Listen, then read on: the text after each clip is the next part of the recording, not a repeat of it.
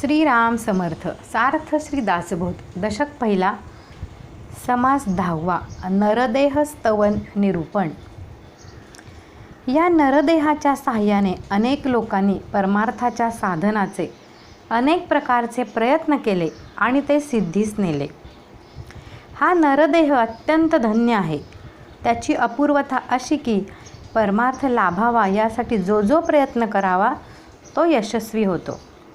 हा नरदेह मिळाल्यावर त्याचा उपयोग करून कोणी भक्तीच्या नादी लागेल, कोणी अत्यंत विरक्त होऊन डोंगर कपारीचा आश्रय घेऊन राहिले, कोणी तीर्थयात्रा करीत फिरतात, कोणी पुरश्चरणे करतात, तर कोणी अत्यंत निष्ठेने अखंड नामस्मरण करीत राहतात, कोणी तपाच्या साधनात राहतात, कोणी उत्तम पुरुष योगाचा अभ्यास करतात, तर कोणी अभ्यास करून वेदशास्त्रामध्ये मोठे विद्वान होतात, कोणी हठयोगाचा अभ्यास करून स्वदेहाला अत्यंत धारेवर धरतात, तर कोणी देव आहेच ही भावना वाढवून तिच्या जोरावर देव आपलासा करून घेतात, कोणी महात्मा म्हणून प्रसिद्ध पावतात, तर कोणी भक्त म्हणून कीर्तिमान होतात, तर कोणी केव्हाही आकाशात संचार करण्याची सिद्धी मिळवतात, कोणी तेजोरूप बनून तेजात विलीन होतात, कोणी पाण्यात विरघळून जातात, तर कोणी वायुरूप होऊन पाहता पाहता दिसेनासे होतात, कोणी एक असून अनेक रूपे घेतात, कोणी पाहता पाहता गुप्त होतात, तर कोणी एका ठिकाणी बसलेले असूनही अनेक ठिकाणी फिरतात, समुद्रातही जाऊन येतात, कोणी हिंस्त्र पशुवर बसतात, कोणी जड वस्तू चालवतात, तर कोणी आपल्या तपाच्या बळाने प्रेतांना जिवंत करतात, कोणी तेजाला मंद करतात, कोणी जलाशय आटवून टाकतात, तर कोणी सर्व प्राण्यांचा श्वास कोंडून धरतात, कोणी मोठ्या दृढ निश्चयाने योगाचा अभ्यास करतात, त्यांना अनेक सिद्धी वश होतात, असे लक्षावधी सिद्ध होऊन गेले आहेत, कोणी मनोसिद्ध असतात, त्यांच्या मनात येईल ते घडते, कोणी वाचासिद्ध असतात, ते बोलतील ते खरे होते, कोणाला लहान सहान सिद्धी वश असतात, तर कोणाला सर्व सिद्धी वश असतात, असे नाना प्रकारचे सिद्ध पुरुष होऊन गेले आहेत, कोणी नवविधा भक्तीच्या राजमार्गाने गेले, स्वस्वरूपाचा अनुभव घेऊन ते कृतार्थ झाले, कोणी योगी आकाशाच्या गुप्त मार्गाने ब्रह्मलोकाला गेले, कोणी वैकुंठाला गेले, कोणी सत्यलोकात राहिले, तर कोणी शिवरूप होऊन कैलासात राहिले, कोणी इंद्रलोकी इंद्र झाले, कोणी पितृलोकात मिसळले, कोणी नक्षत्रात बसले, कोणी नक्षत्रात जाऊन बसले, तर कोणी क्षीरसागरात राहण्यास गेले। सलोकता, समीपता, स्वरूपता आणि सायुज्यता ह्या 4 मुक्तींपैकी ज्याला जी आवडली तिचा उपभोग घेत कोणी राहिले। याप्रमाणे असंख्य सिद्ध साधू व संत आत्महित करण्याच्या मागे लागले। असा हा नरदेह मोठा प्रसिद्ध आहे।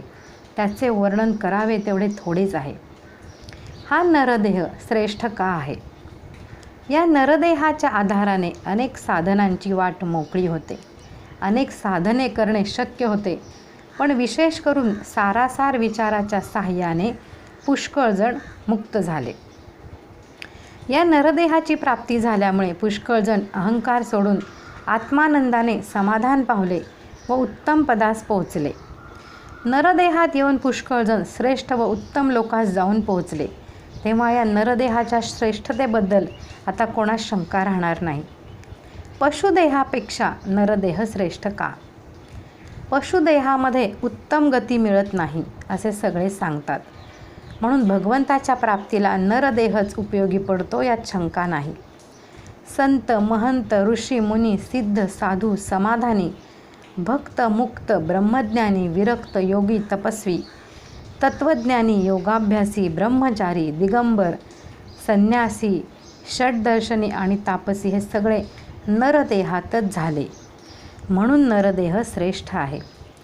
सर्व प्रकारच्या प्राणीदेहांमध्ये तो वरिष्ठ आहे। त्याच्या साहाय्याने यमयातनेचे संकट टळते। नरदेह स्वाधीन आहे, स्वतंत्र आहे, पराधीन किंवा परतंत्र नाही। नरदेहाचा आणखी एक मोठा गुण असा की तो स्वतंत्र आहे। सहसा तो परतंत्र होत नाही, परंतु त्याला परोपकार करण्यापायी झिजवावा आणि कीर्तिरूपाने मागे ठेवावा।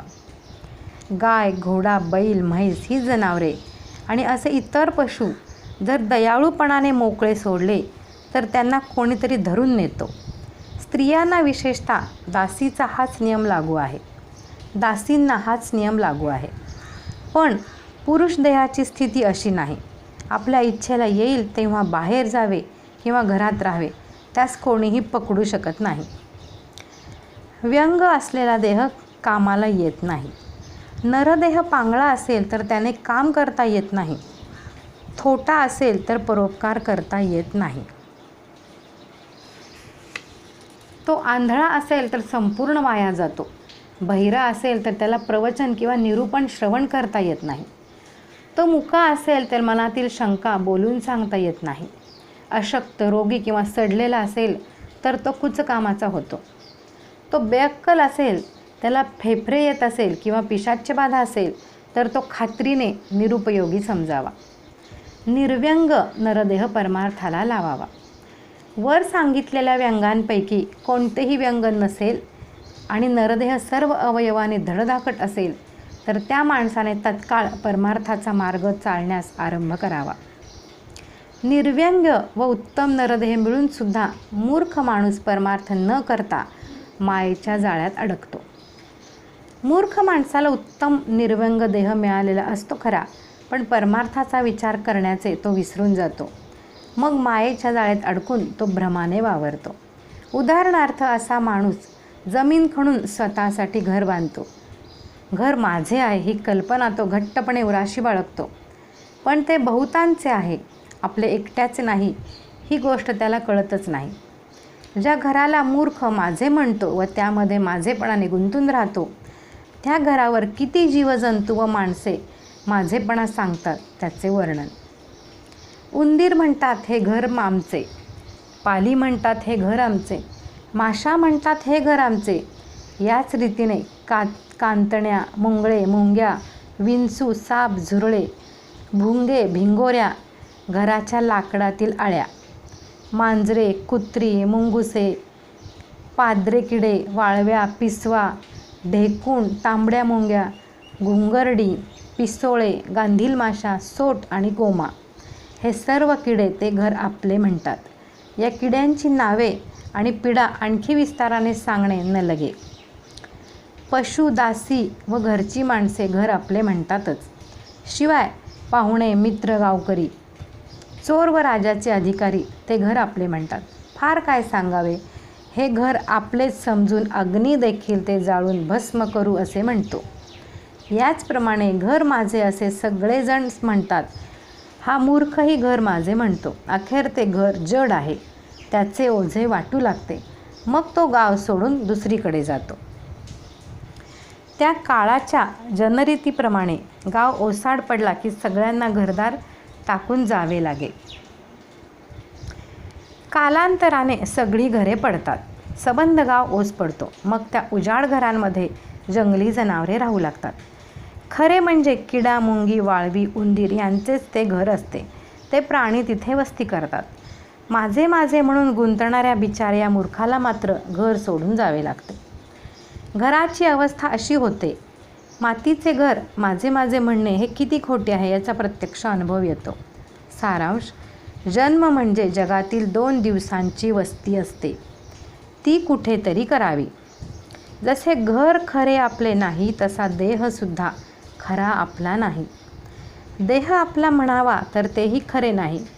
घराप्रमाणेच तो देखील अनेकांसाठी जन्मास आला आहे. उदाहरणार्थ, माणसाच्या डोक्यात उवाघर करतात आणि त्याचे डोके खातात. केसाच्या मुळाशी राहून किडे मांस खातात. एखादे गळू झाले तर त्यात किडे पडतात. माणसाच्या पोटात जंत होतात. हे तर आपण प्रत्यक्ष पाहतोच. दात, डोळे व कान यांना कीड लागते. कानाला कीड लागली तर तेथे गोमाशा गर्दी करतात. गोचिड रक्त पितात. चामवा मासात घुसतात. पिसोळे चावून पळून जातात. भुंगे व गांधील माशा चावतात. गोमा व जळवा रक्त पितात. विंचू, साप, फुरशी व घोणस दंश करतात. जन्मल्यापासून पाळलेला हा देह एकाएकी वाघ घेऊन जातो किंवा लांडगा झडप घालून खाऊन टाकतो. उंदीर व मांजरे चावतात.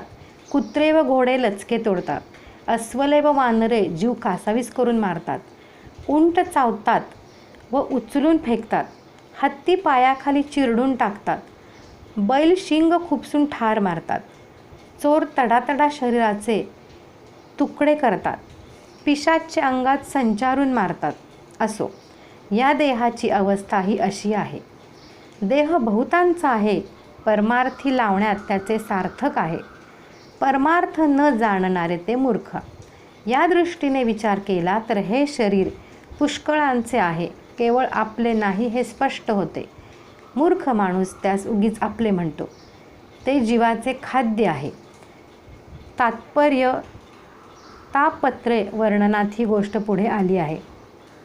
देह परमार्थासाठी झिजवला तरच त्याचे सार्थक झाले असे समजावे, नाहीतर नाना प्रकारच्या आघातांनी तो वाया जातो आणि मृत्यू पावतो. असो, प्रपंचामध्ये गुंतलेल्या मूर्खांना परमार्थातील सुखाची कल्पना येऊ शकत नाही. अशा मूर्खांची काही लक्षणे पुढे सांगितली आहेत. समास 10वा समाप्त. दशक पहिला समाप्त. जय जय रघुवीर समर्थ.